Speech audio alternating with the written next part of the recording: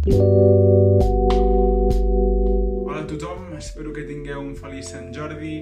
El llibre que us recomano, que em va agradar moltíssim i que encara avui me'l rellegeixo, és aquest. Antoni Rovira i Virgili va escriure Els darrers dies de la Catalunya republicana, una obra brillant, mestra.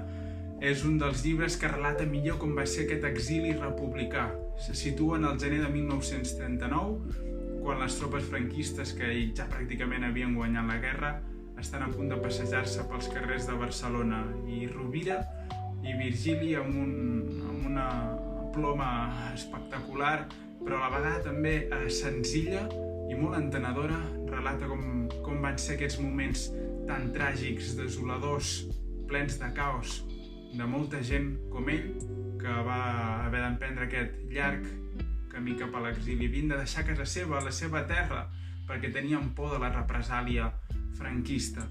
El llibre mereix ser llegit.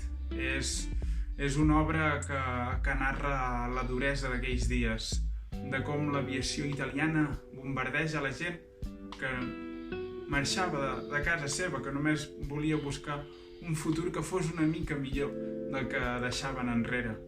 De veritat, segur que us agradarà molt, espero que us el llegiu. Moltes gràcies per convidar-me a recomanar un llibre, que passeu un feliç Sant Jordi.